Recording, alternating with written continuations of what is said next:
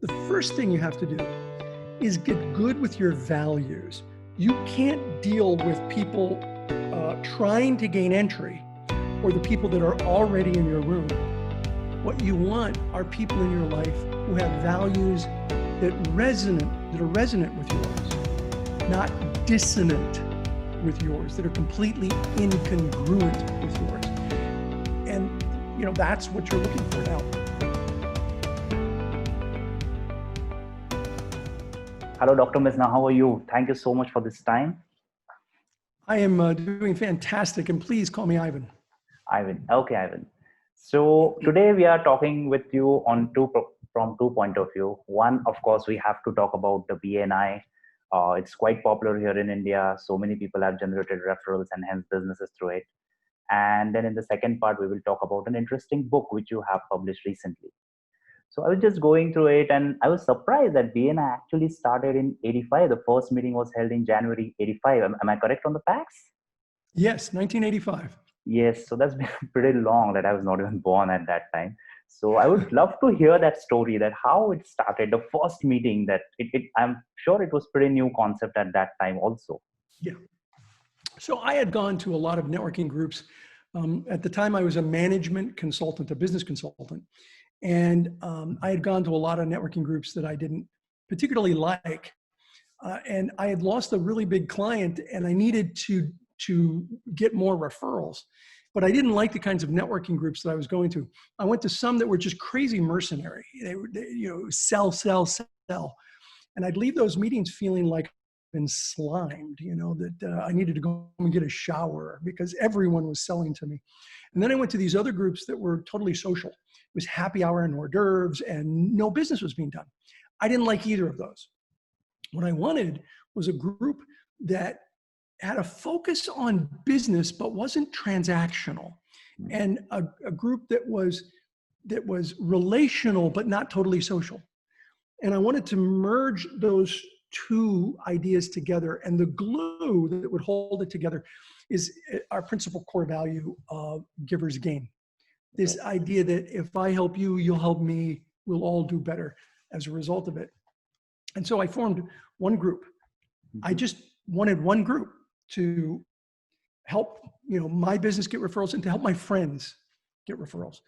And we met for a couple of months, and from the very beginning it was only one person per profession. And then people started coming and asking if I would help them open up a second group because they couldn't join because their profession was represented. First I said, no, this isn't what I do. I'm a business consultant. But I gave in and we just started opening up chapters. It took about a year before I figured out, we had 20 chapters after 1 year. I figured out, wow, I struck a chord in the business community. I was young, I was 28 years old. I thought most businesses had this referral thing worked out, but they didn't. And so it was in December of 1985 that I created the plan to scale BNI. And we now have 9,600 chapters in more than 70 countries all around the world. Yes. So that's the story. So just to follow up on this, I'm sure over the period of 35, 34 years now that referrals have changed. Now, a lot of online referrals are also generated. So what is your advice, like some small businesses who are listening to this, how they can still make use of referrals? And do you really think that people have, as of now, understood the value of referrals fully, that every business has a referral marketing plan? And I haven't seen, referrals haven't changed. Referrals have always been about trust. Right. When I trust somebody, I refer them. If I don't trust them, I'm not going to refer them. When you give a referral away, you give a little bit of your reputation away with it. If you give a good referral, it enhances your reputation. If you give a bad referral, it hurts your reputation. Mm-hmm. And so it's very important that the referrals, that there be a sense of trust between the parties. And that hasn't changed. As a matter of fact, that's one of the reasons why it works in 70 countries. Because, different people, different places, different races, different religions, different countries, different cultures, we all speak the language of referrals. We all want to do business with people we know and trust. And so that hasn't changed. What I think has changed is that more and more people understand that networking is about farming and not about hunting. that it's about cultivating relationships with people. And there's still a lot of people out there who don't get that. But more and more, as BNI is growing, I'm seeing a lot of people understand that it's all about relationships. It's not about the transactions. Right. So, moving to the book, you've authored several books, but the book I would love to discuss with you today is "Who's in Your Room?" A pretty interesting title to begin with. Why don't you just give your summary of the book from the author's point of view? Sure. What was the initial thought of the book? I would love to know that.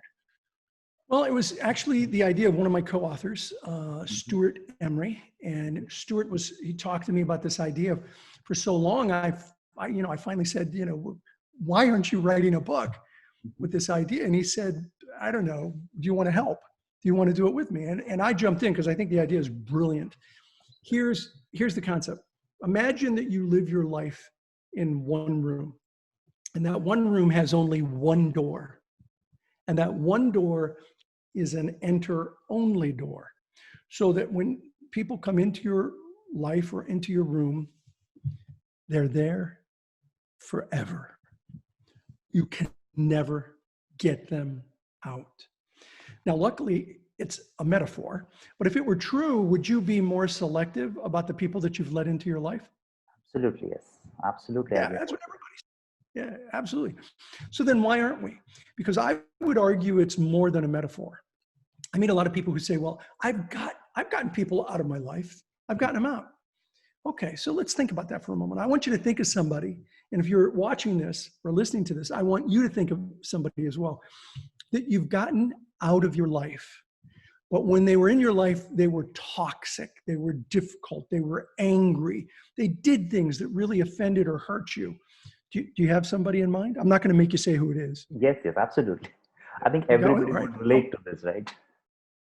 Now, I want you to think of what it is they did that Okay. made you so angry and the reason why you got them out of your life, okay? Right. So if they're still in your head, Mhm. they're still in your room and they will be there forever. We interviewed a neuroscientist, Dr. Daniel Amen, and we talked to him about relationships and the impact that relationships, personal and professional relationships, have on someone. And he said that when you have a relationship with someone, business, professional, their fingerprints are all over your brain and they will be there for the rest of your life. You will make decisions in the future based on the experiences that you've had with people in the past, good or bad. They could be good experiences, they could be bad experiences, and you're going to make decisions based on that in the future. So we would argue that it's more than a metaphor, because in reality, the impact that people have had on you will remain in your room forever. And people say, well, I put them in a different room. Well, no, you don't. Here's the room. The room begins here Mhm. and ends here. Right. It's your mind. It's everything that happens to you, your experiences. And so the whole idea of the book is you've got to be more selective. You have to Mhm. use discernment Mhm. in bringing people into your life. And how do you do that? We talk about how to have that discernment. And then what do you do with people that you've let into your life that maybe now that you understand the room concept, maybe you wouldn't have let them in, or maybe they're family members and you had no choice. How do you deal with the people that are in your life now? And then lastly, we talk about creating the life of your dreams. How do you create the room in the life of your dreams? And that's the whole concept of the book. And here's the thing, it's a short read, and we made it, we actually had the book up to 45,000 words, and it was too long. We cut it back to 15,000 words. You can read it in 2 hours. 2 hours. Yes. It's a quick read. Yeah. And it's very actionable. Here are steps that you can implement. And that's the concept of the book. That's the concept. So interesting thing that I found about the book that you actually discuss about the core theme that I understood was, of course, bad people will enter your room and they will leave those memories. I mean, people may leave room, but those memories will be there. And um, some of the things you discuss are amazing. So how do you deal with those memories? So can you give some of the principles or tools about that? Yeah, sure. So I would say they never leave your room.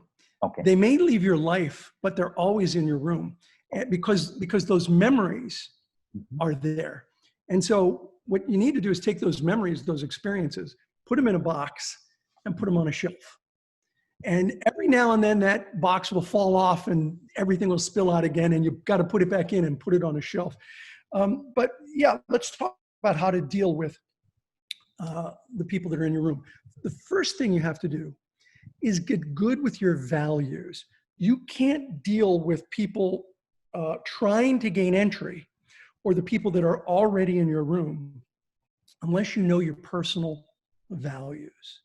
Now, when I ask somebody, give me your top 7 personal values, it's like looking at somebody with deer in the headlights. They're like, what?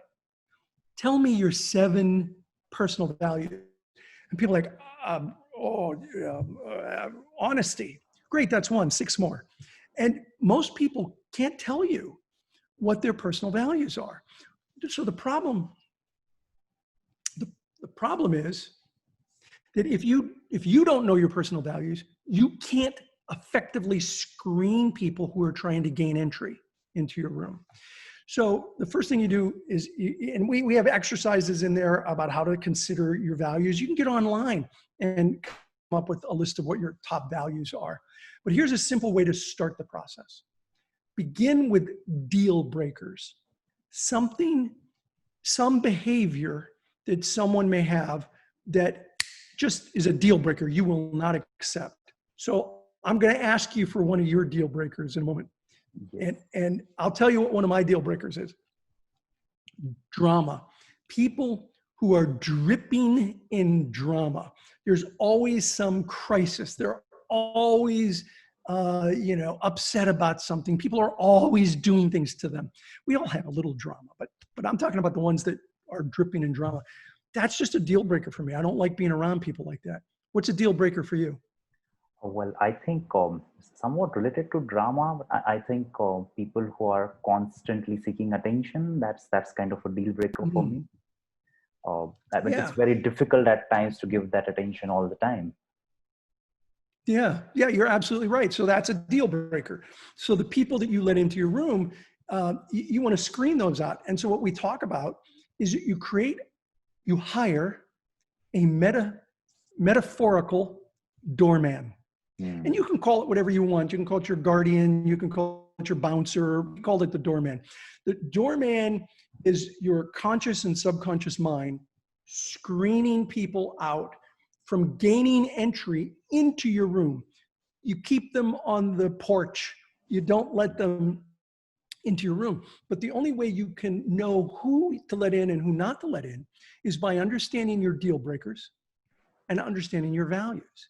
And when you understand your values, then you can train your doorman, train your conscious and subconscious mind to stop people from gaining entry into your life. So that's the first step. And that's the most important. If you don't do that, everything else I talk about isn't going to help. So you have to do that. And by the way, the values don't have to be the same as yours. They have to be resonant with yours. They can't be dissonant or incongruent with yours. We give an example in the book about resonance, which I think is really powerful. And I saw this done once. If you take 2 pianos side by side, and on one piano, you hit the middle C key. And on the second piano, you don't hit the key, you just press the sustain pedal. You hit the key on one, press the sustain pedal on the other. On the second piano, it will hum, it will vibrate. Even though you didn't hit a key, the second piano will hum. That's resonance. What you want are people in your life who have values that are resonant with yours, not dissonant with yours, that are completely incongruent with yours. And that's what you're looking for now. Let's say some get through, or you've got people that you let in the past. How do you deal with those? Which is your question. So once you know your values, you know what you're looking for. So you have people that are in your life. They may be in your life like family. You can't get rid of family. They're family. So they may be in your life, but their baggage does not have to be. In other words, they don't have to bring that drama or all that chaos or all that attention seeking into your room. Let me give you an example of how you avoid that. One of my co-authors, Rick Sapio, he tells a story in the book about his mother. His mother is no longer alive, but when she was alive, she was very toxic.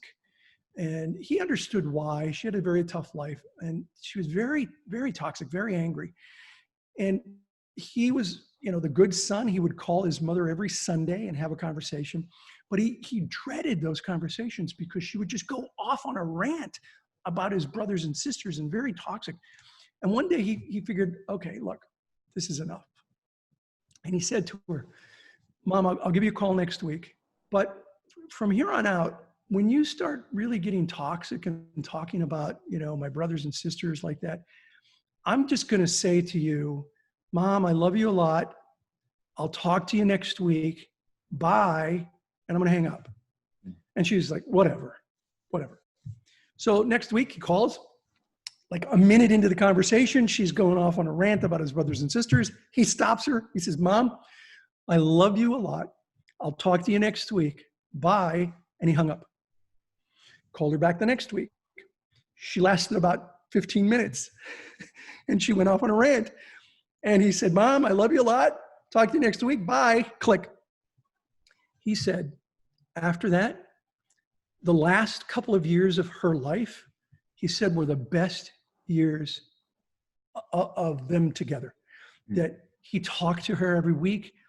They had mature adult conversations, but they weren't toxic. And he said, look, she had problems and she talked about some of those problems, but it wasn't with that toxicity that she had before.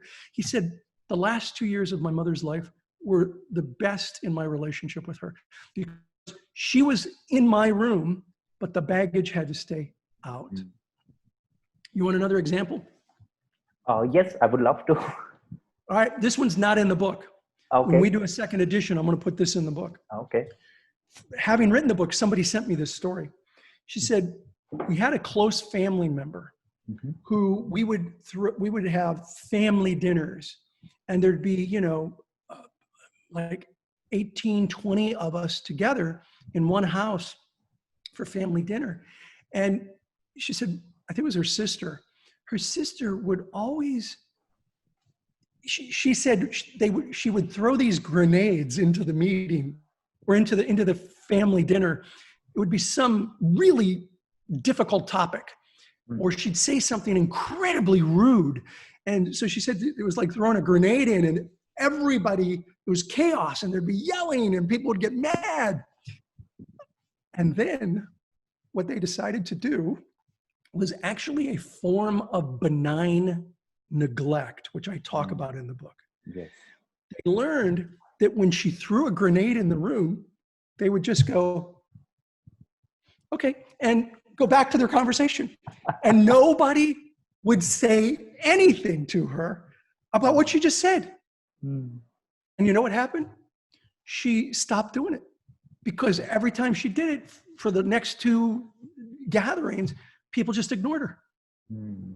And they didn't want to not invite her. She was family, but that was the technique that got her to stop doing that. And benign neglect is one of the things we talk about. Benign neglect is where, we do it sometimes not on purpose. There are people that I went to high school with or college with that over the years, you just kind of lose touch.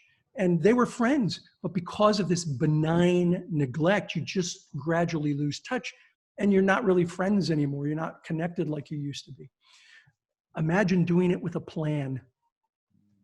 So you have a plan to gradually remove yourself from that relationship. So they're still in your head, but they're no longer really active in your life. And we talk about techniques to use, like homeopathic doses. We use the minimum dose necessary to deal with somebody and gradually withdraw from that relationship. Does that make sense? Absolutely makes sense. So just to follow up on these two great examples, so sometimes do you think it can happen that we are so it's not applicable to relatives. Let's say you hire an employee or you're working with your boss and they are really difficult. So at what point do you decide that, okay, I need to either apply these small benign neglect kind of techniques and the other techniques we discuss, or I should simply move away from this? I mean, this is the question related to business relations mostly, because in family you don't have much choice, or friends also. Yeah. So with a boss, it's the most difficult. Yes. It's really difficult with a boss. There's only so much benign neglect you can do, but you can do homeopathic doses where you just don't connect with the boss that often. The truth is, if you have really a toxic boss, the truth is you need to quit. You need to find another job. But I'm not suggesting you just walk away. Have a plan. I had a boss who was extremely toxic. I mean, this woman had some incredible emotional issues, and I came to the realization that I can't work for her. I can't have a good life and work for her. And so I just started looking for another job. And I ended up finding something that I absolutely loved to do. And I gave notice and left and never had to talk to her again. But let me tell you, she's in my head. I remember the things that she did that were horrible to people.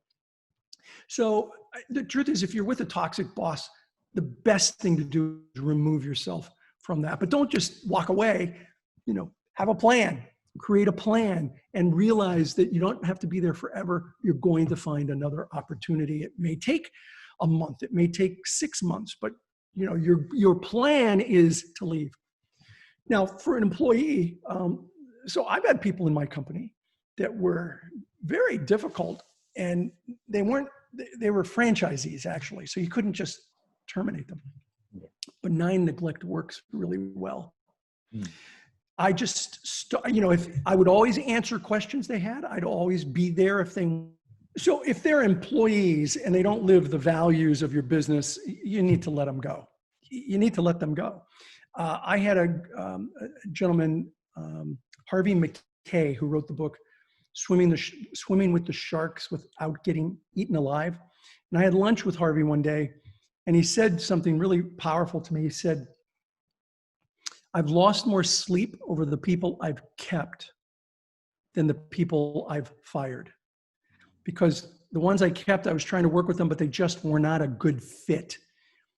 Their values were not a good fit for the business." And he said, "I've learned to hire slowly and fire quickly."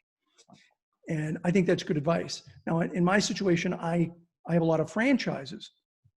And franchises, you can't just fire. So what I have done in the past is the difficult franchises, I let them do their thing. I'm there for them if they need help. But generally speaking, what I do is I edify other franchises. I edify other groups and say, here's the behavior that we're looking for in B&I. This is giver's gain. This is the philosophy of the organization. So I basically use benign neglect with some people who work with the company and edify the ones who have the values that I think fit the business. So there are many ways of dealing with employees or people that are associated with your organization. It's the boss that's the toughest. You can't change the boss. The boss has got to change themselves, and you can't fire the boss. So my best advice is find another job if you're absolutely unhappy. Absolutely unhappy. That's pretty practical advice. So you have written several books, and I'm sure a lot of thought process goes into every book. And I found this book, some of the points pretty counterintuitive. Of course, we can't discuss those points. But what is the one thing that you figured out during the writing of this book that was completely blown you, that you felt that, oh, I never thought about it this way, and then you learned something in anything which was completely counterintuitive? I don't know if it was counterintuitive, but the concept of they may be in your life, but their baggage can stay out was an epiphany for me, because I just felt that I had to deal with those people. But I learned through Rick's story, and Stuart had a great story as well, that about his mother-in-law. And it's a great example of the opposite ends of the spectrum on how to deal with somebody who's toxic or difficult. So Stuart has a great story about his mother-in-law. Now, Stuart is he's in his 70s, and his mother-in-law is in her 90s. And she would always give him a bad time about what he eats or drinks. And she'd be like, Stuart, you shouldn't be eating this. You shouldn't be eating it. Now, the man is 70 some years old. You know, he's going to eat what he's going to eat. So he said to her one day, now she understood the book. She knew about the book, and she understood the doorman concept, you know, being the person to keep baggage out and people out. And he said to her, he said, Dolores, I'm 70 years old. You know, I'm not going to change. So every time you do that, I'm not going to pay attention. And so she said, yeah, right. Well, the next time she called and she started going on this rant, he just went, boom, hung up. He just hung up the phone. And she called back and she said, Stuart, did you just hang up on me? And he said to her, Dolores, I would never hang up on you, but my doorman did. Oh. And she's like, doorman thing. All right, fine, I'll leave you alone. You know, somebody may be in my life, but their baggage doesn't have to be. You can keep that out. And there are ways to do it that are creative, and you don't have to live with it. We want you to live your best life, which is really the last chapter of the book, is how do you live your best life?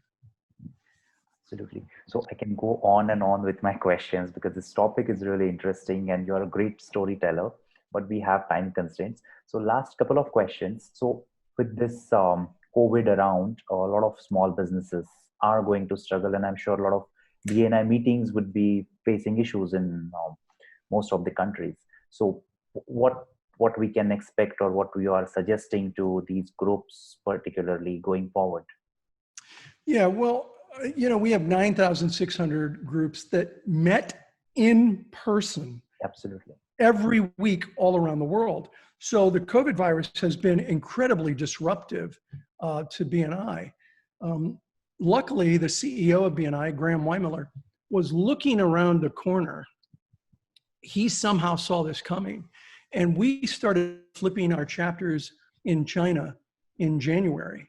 And then we did Italy in February, and the rest of the world by March.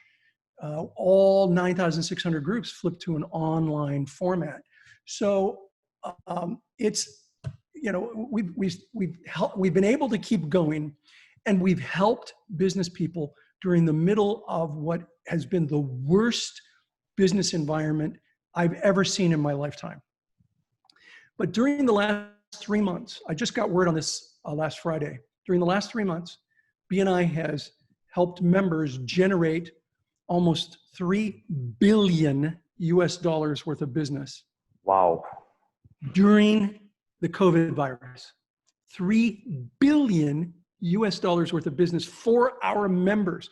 People are still doing business because we're doing it now online instead of in person. Now, eventually, we hope to go back to in person when it's safe. It's got to be safe to be having in-person meetings. So that's our strategy, was to shift, and we did it quickly, to an online format. And because of it, I think we have a lot of business people who are still in business today because of our pivot. That's good to know. I mean, and 3 billion is amazing in these situations. So just last question that I can't leave you without asking this question, that you would really know how the referral works. Can you give your 2 cents on most of the small businesses or people who are trying to just start their businesses, a tip which will really help them generate referrals? So networking is more about farming than it is about hunting. It's about cultivating relationships with other people. I think most people really don't understand what networking is effectively. I went to a large conference years ago, There were about 900 people in the audience. It was in London, and it was an all-day affair. There's a lot of networking. I was the keynote speaker. And when I got up to speak, I asked the audience, how many of you are here today? Raise your hands if you're hoping to maybe just possibly sell something. And 900 people raised their hands. They're all like, yeah. I said, great. How many of you are here today hoping to, maybe just possibly buy something? No one raised their hands. Not one single person. This is what I call the networking disconnect. People show up at networking events to sell, but nobody's there to buy. And that's why a lot of people don't have success in networking. So people say to me, why network? Why network if you're not there to sell? You network to work your way through what I call the VCP process. VCP, visibility, credibility, profitability. First, you have to be visible. People have to know who you are and what you do. Then you move to credibility, where people know who you are, they know what you do, they know you're good at it. And then and only then can you get to profitability, where people know who you are, what you do, they know you're good at it, and they're willing to refer business to you. So you go through to networking events to work your way through the VCP process. When you go, if there's someone you don't know, you want to establish visibility. If there's people you know, but you want to get to know better, then you're working your way through credibility. If you meet people there who are already your referral partners, it's a completely different discussion than someone that you're not even at visibility with. Oftentimes people say to me, well, it never hurts to ask, doesn't it? And I say, yeah, it does. It does hurt to ask for referrals or for business before there's a relationship. And I think that's what people get wrong. They don't know how to network. And so they use networking as a face-to-face cold calling opportunity instead of a relationship building opportunity. And that's what networking is all about. Amazing. So I just want to add one thing, because whatever you said, I don't know whether you've been to India or in any of the BNI meetings in India. 3 times? 3 okay. times. Okay, so you've been to Mumbai chapters or Bombay chapters? Yes. Yes. Okay, so whatever you are saying, we could experience that I've been to Mumbai chapter meetings, then Pune, which is a nearby place, and Bangalore also once. So we could experience this. So this is a commendable job, because I'm sure you have a huge family of networkers, and all those values can be felt as a member. So that's really good job, and we thank you for this. Bringing a lot of businesses have generated referrals, and I know some of the people who only thrive because they are active in BNI. They don't have much of any other marketing collateral or budgets. So thank you so much for that opportunity, and creating such a wonderful organization and writing this book. This is, like, I personally don't read many of the self-help books, but when I read this, I was blown off. I loved your earlier books. That was the motivation. So I thought that, okay, this may not be just another self-help book, and it is not. It's amazing, pretty practical. So I request all the readers, or all the listeners, sorry, to go and check that. We'll be adding a link in the description if you're hearing it on any of the platforms. And thank you, Ivan. So glad to talk with you and discuss these concepts. Thank you so much.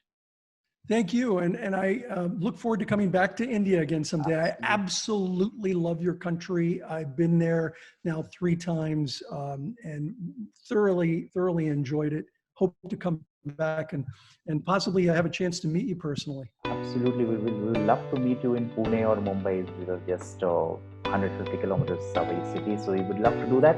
Thank you so much. I'll not take up your more time. Thank you so much. And Namaste. Thank you. Oh, namaste. Thank you so much, Ivan. Have a good day.